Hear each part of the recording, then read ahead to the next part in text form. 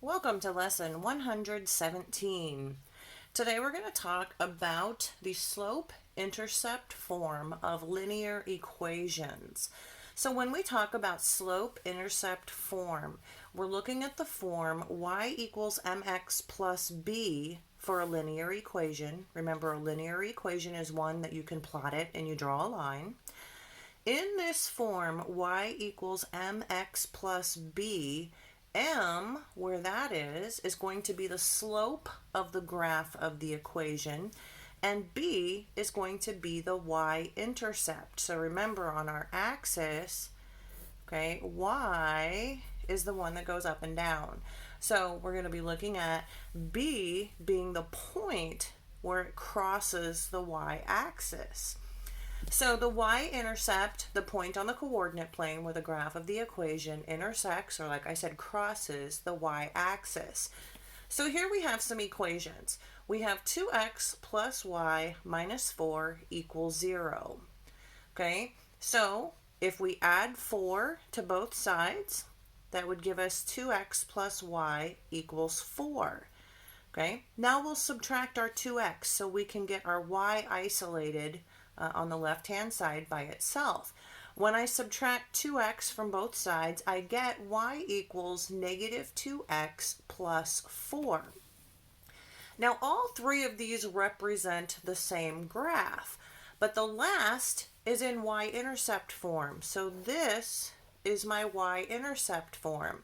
So what is the slope of that line? Well, remember, it was y equals mx plus b, where m is the y-intercept. So m is just this negative 2 out front. So when it says what is the slope, it is negative 2. What is the y-intercept? Remember, where b was the y-intercept, and it was plus b. So plus 4. So the y-intercept is 4. All right, so this problem says transform the equation so that it is in slope-intercept form.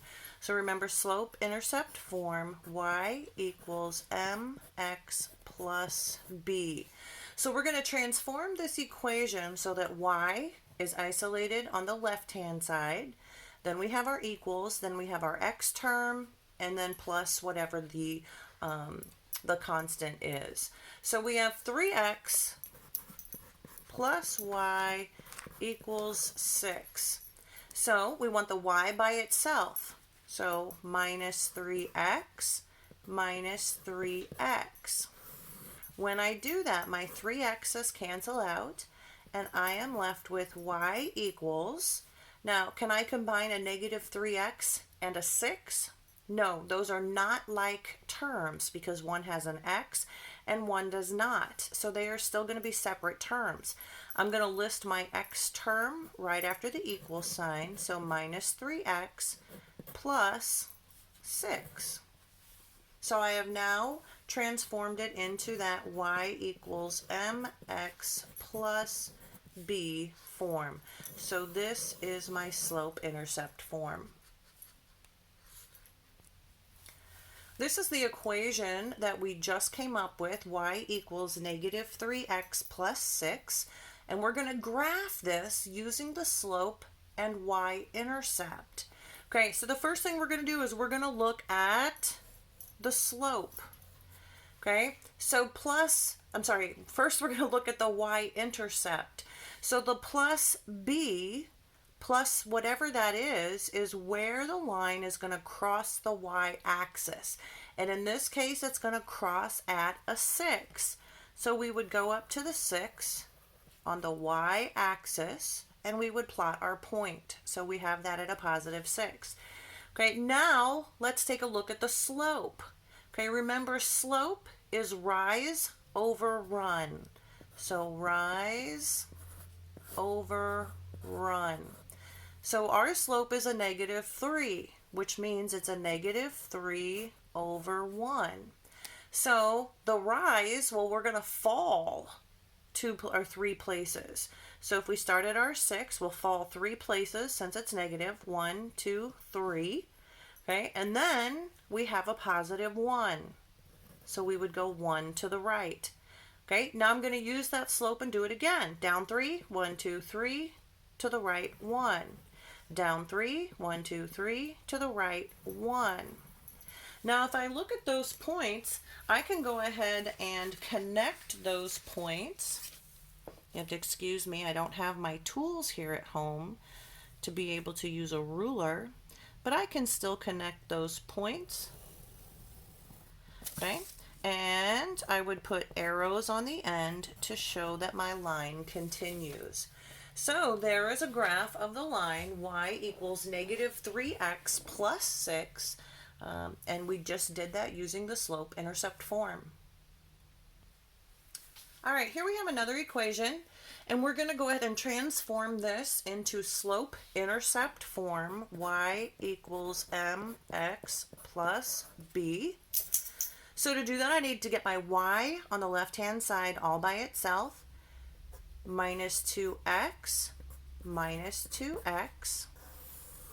So when I do that, my x's cross out.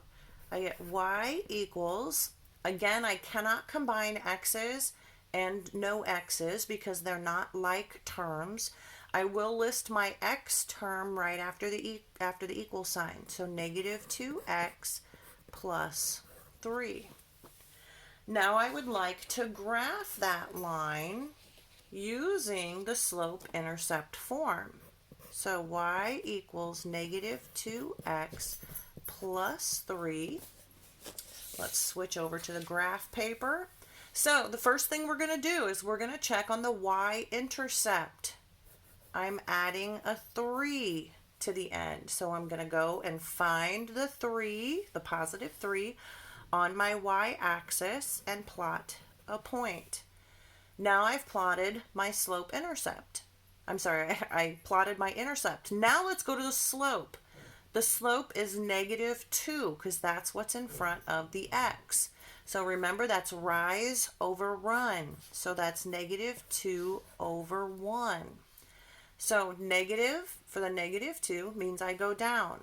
So on my graph paper, down 2 over 1, down 2 over 1, down 2 over 1.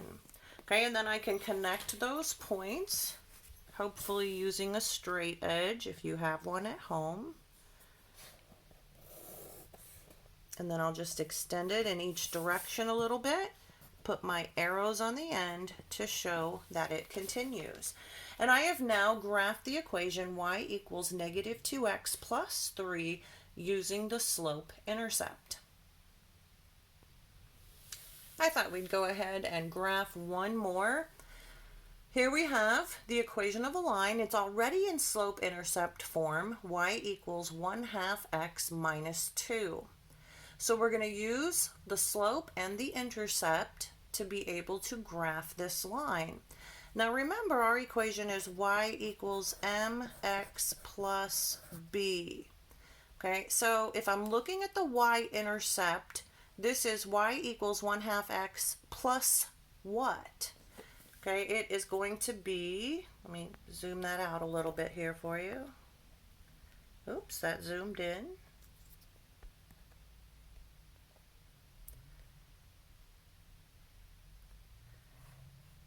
Okay, so my plus b over here. So plus, this is going to be plus a negative 2. So my negative 2 is going to be my y-intercept. So on my y-axis, remember that's the one that goes up and down, we'll go to the negative 2 and plot a point. So now I've graphed my y-intercept. Let's go back and look at the slope. The slope is the m, which is right in front of the x. This is a positive 1/2. Remember, that's rise over run. Okay, so rise up and down. This is a positive 1, so I'm going to go up 1, and that's a positive 2. I'll go to the right 2. So up 1 over 2. Up 1 over 2, up 1 over 2. And I could plot 2 or 3, 4, 5 points, however many I needed to, so that I could see where the line is going to be forming. And then I would go ahead and connect those dots, making sure that I put arrows on the end to show that that's going to continue. And again, I just plotted an equation using the y-intercept method. All right, I hope you enjoy working on lesson 117.